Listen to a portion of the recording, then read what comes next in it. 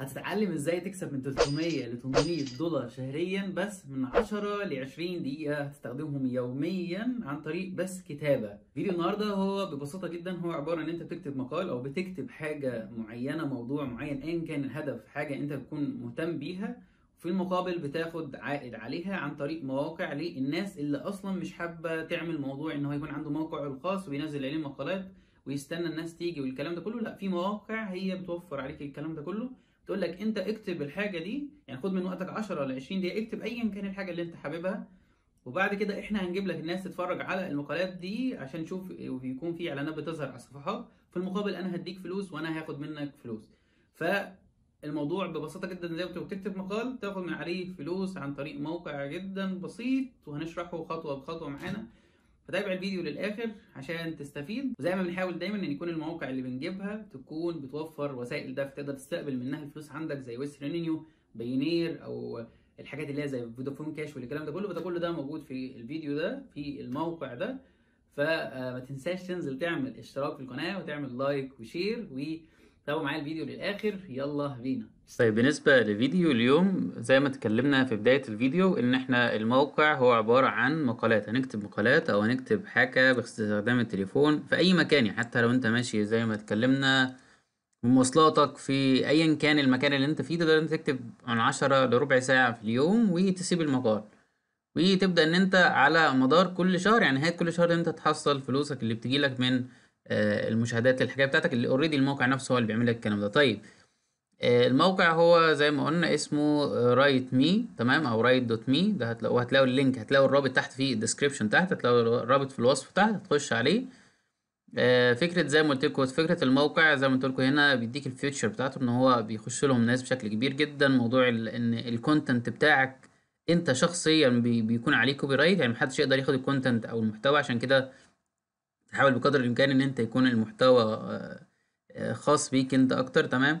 هنا طبعا بيقول لك كام واحد بيخش في يوميا، بيطلع كام من عندهم كفلوس، تمام. وحتى هنا بيوريك بعض يعني ناس كاتبه او بعض الحاجات، الكونتنت بالانجليزي والكونتنت بالعربي، تمام. خلينا هنا قبل ما نسجل خلينا نشوف هم بيدفعوا لك انت كام على الحاجات. اول حاجه هنا شايفين كل وسائل تقريبا الدفع، بايونير، طبعا كل انواع الكوينز اللي هي البيتكوين والكلام ده كله، كمان فودافون كاش وكمان اورنج كاش موجود، واتصالات اكتر من موقع موجود. وهنا طبعا بيقول لك يعني المينيمم كام، يعني مثلا في بايونير يقول لك اقل حاجه $50، في فودافون كاش او اورنج $5 بس، فده رقم كويس يعني، تمام. وهنا طبعا تحت بيبدأ يقول لك يعني كل دولة بيديها كام، يعني على كل 1000 مشاهدة بيديك كام فيهم. فقطر مثلا 6، لو نزلنا مثلا على السعودية 5، لو نزلنا على مصر $3 طبعا عشان بتبقى أرخص شوية ك ك ك كقيمة بالنسبة ل1000 مشاهدة. وطبعا تقدر تشوف أي دولة تانية، شايفين الجزائر برضو هنا 3، هتلاقوا المغرب كمان برضو 3. فغالبا معظم الدول الأفريقية أو في المغرب العربي هتلاقيهم كلهم بنفس الوقت. طيب، خلينا نسجل مباشرة، تمام. تيجي هنا فوق تعمل على ريجكت، تبدأ ان احنا تسجل اسمك، اليوزر نيم بتاعك، الايميل، الباسورد، وبعد كده تعمل ريجستر مباشرة، او لو انت عندك اكونت بتعمل. فخلينا نسجل وندخل مباشرة لجوه.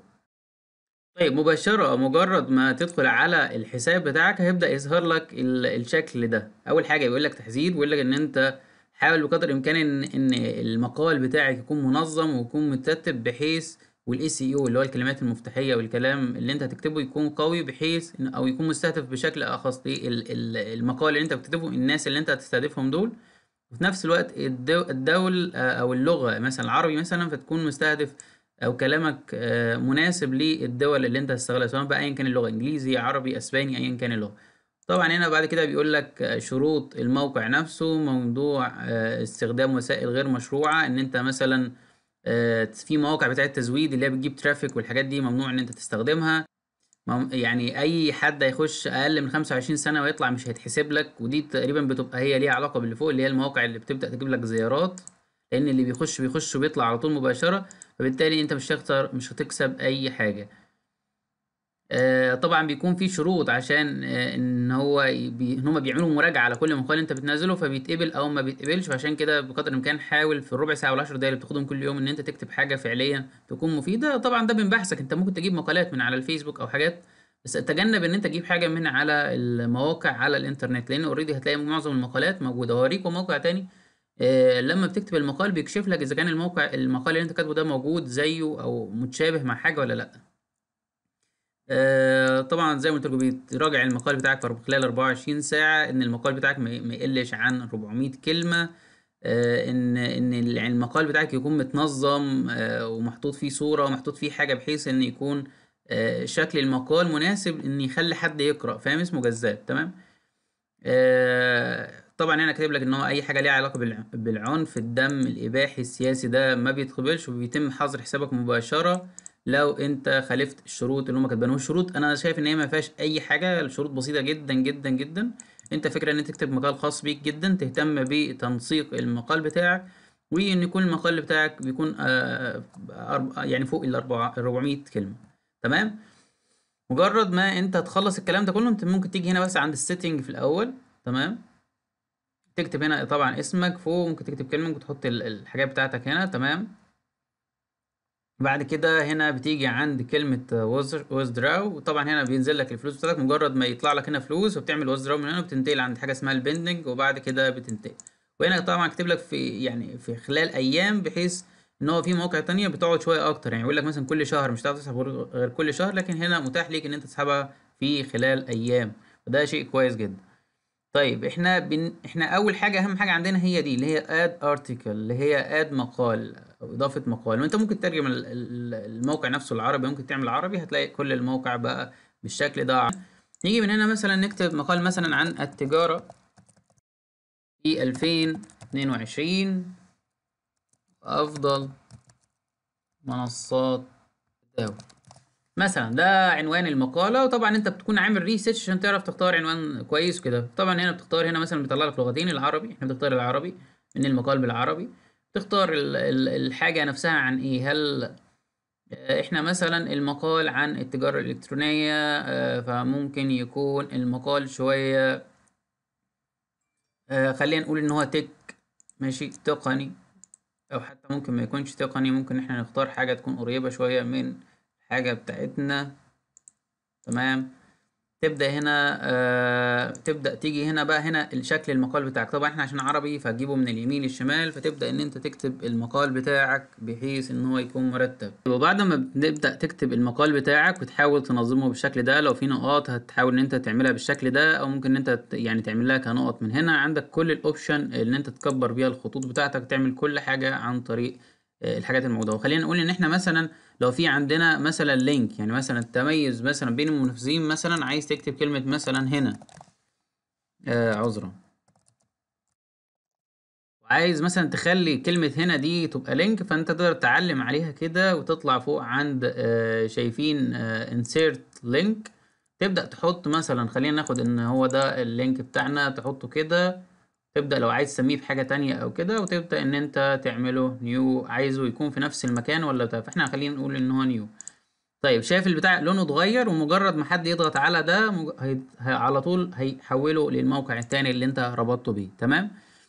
زي ما بنشوف المقالات. طيب وزي ما قلت لكم بعد ما بتنظم هنا، بتبدا تنزل هنا ترفع لو في صوره او حاجه، بتبدا ان انت تضغط هنا عشان ترفع الصوره بتاعتك.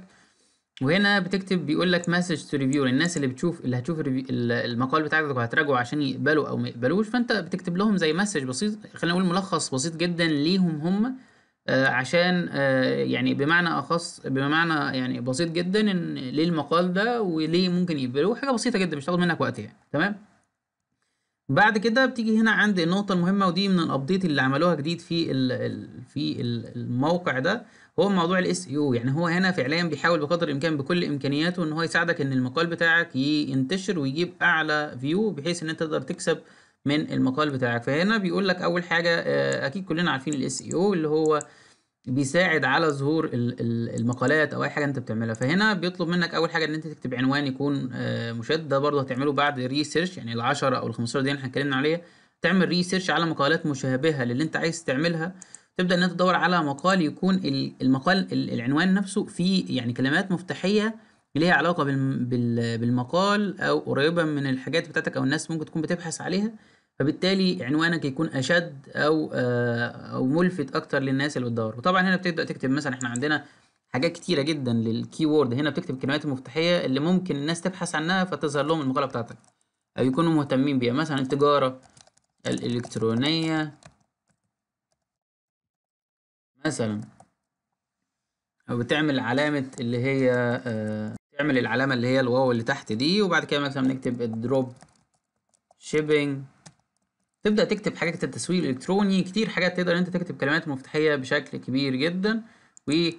وزي ما قلت لكم هو كده كده بيراجعوا كل الكلام ده كله. وتكتب هنا description، هنا بيقول لك ان انت حاول اكتب حاجه ليها علاقه، يعني شايف الديسكريبشن اللي انت كنت كاتبه هنا 500 كلمه، هنا بيقول لك اكتب ملخص بسيط جدا اللي هو دايما بيظهر. يعني مثلا لو كتبنا كلمه، خلينا نوريكم مثال التجاره، لما كتبنا كلمه التجاره الالكترونيه شايفين ايه اللي بيحصل؟ العنوان بتاعك اللي بيظهر، وشايفين العنوان ده، عشان كده بقول لكم ده مهم جدا ان العنوان بتاعك يكون جذاب فوق.